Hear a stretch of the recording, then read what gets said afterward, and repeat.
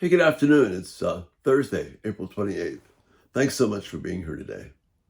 We're going to finish looking at this idea of how our words, we want more than just words that are true. We want words that are the truth, that are going to heal and bind up. They're going to bring honor instead of just back and forth and causing disruption in our lives. But before I do that, I want to remind you that tomorrow we're going to try Q&A Friday. I've already got some good questions. If you have some more, feel free to put them in the comment section. And Lord willing, if it's something that I can respond to, I will. Can't guarantee that I'll have a response for everything, but I'll be happy to take a look at it. And if it does, we'll respond. And if it's something that you all like and responds well to, you respond well to and want more of it, we can do more. But we'll give it a try tomorrow. So put those comments in the comment section. Love to hear from you.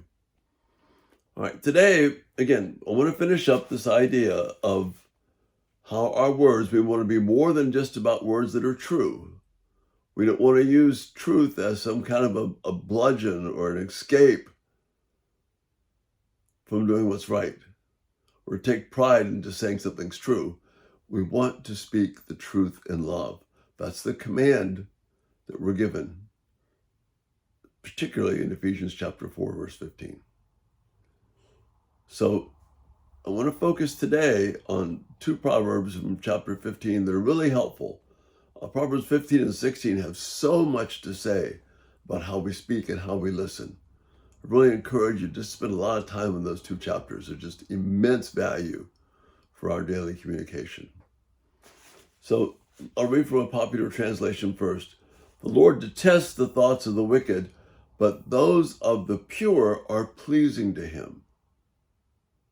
He detests the thoughts of the wicked, but those that are pure are pleasing to him. And I'll go into the purity in just a minute.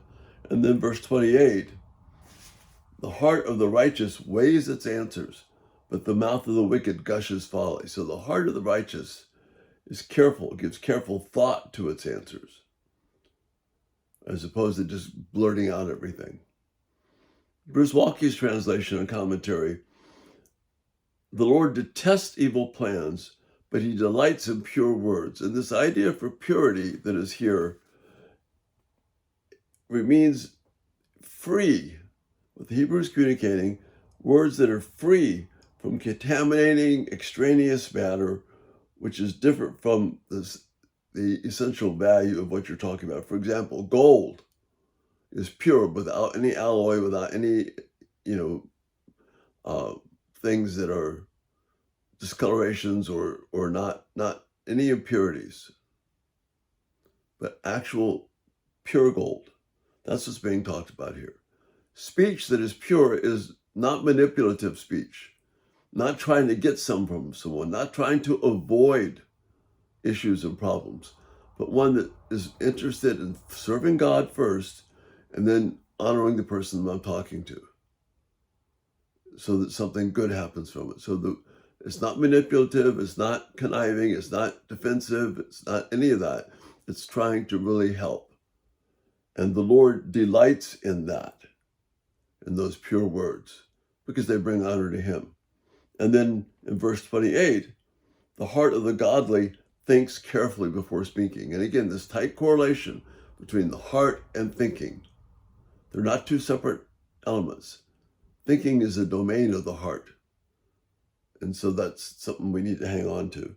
But the mouth of the wicked overflows with evil words. So the fast, right, quick tongue response of put somebody down, get even with them, deflect them, that's not something that is going to bring healing and hope.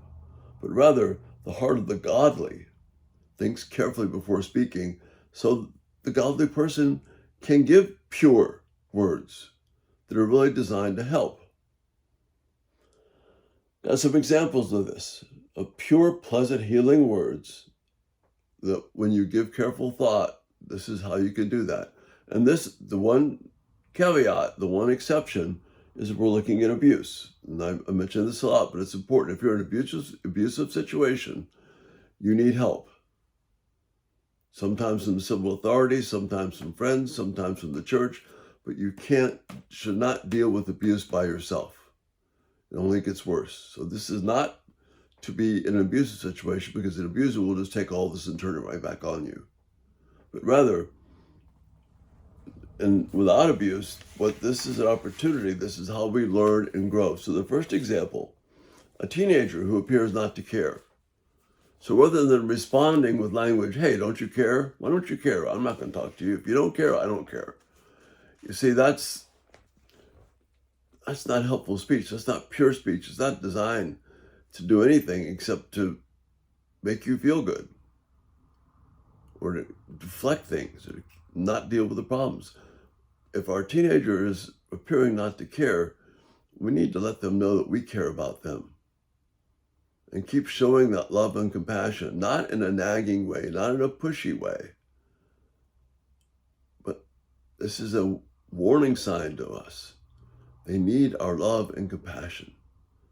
So if they appear not to care, don't be put off by it. Ask God for wisdom and let your teenager know you really do care. A husband or a wife who says it doesn't matter, but you know as well as I do, it really does matter when that is the case. So again, instead of just pushing them off, okay, it doesn't matter to you, it doesn't matter to me. Let your spouse know that you are committed to caring, and you want to find out why it does matter. That's huge for you. And then, not in a manipulative or pushy way, but stay with it so they know that they can talk to you without being trashed. An angry response from your child. Again, Proverbs 15:1, a gentle answer turns away wrath. So I'm not a weak answer, but I respond with gentleness, with the appropriate force to address the situation. And I'm concerned about addressing that so that I'm stopping the anger. If I sharply respond back, all I'm going to do is escalate the situation. But if I respond in a Christ-like manner, with the fruit of the Spirit, with gentleness and humility, I'm going to turn that wrath around and give us an opportunity to find out why there's upset. Take great courage and thought, but that's what God's calling us to. When you're hurt, focus on God's love for you rather than the hurtful feelings you have at the moment. This is huge because we hurt each other regularly. And if I respond simply on the basis of being hurt, then I lose the opportunity to have pure conversation that's going to bring healing. So if I've been hurt, I need to focus on God's faithfulness to me and get to the bottom of why this is happening. It's huge for us. Then lastly, be committed to showing grace and care rather than showing anger and upset. Be committed to honoring God first. Because remember, God is with us every moment of every day.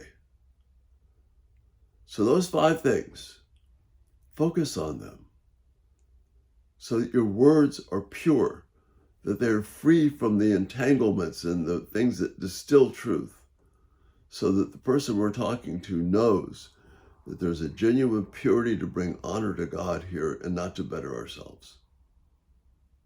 And that's the end of this section. I hope it's been helpful to you. Again, love the comments and feedback that you've been giving. Check us out everydaytalks247.com. If you haven't subscribed, turn on post notifications and videos will come right to you. Again, if you have a comment or you have a question for Q&A Friday, let me know. Eager to hear it.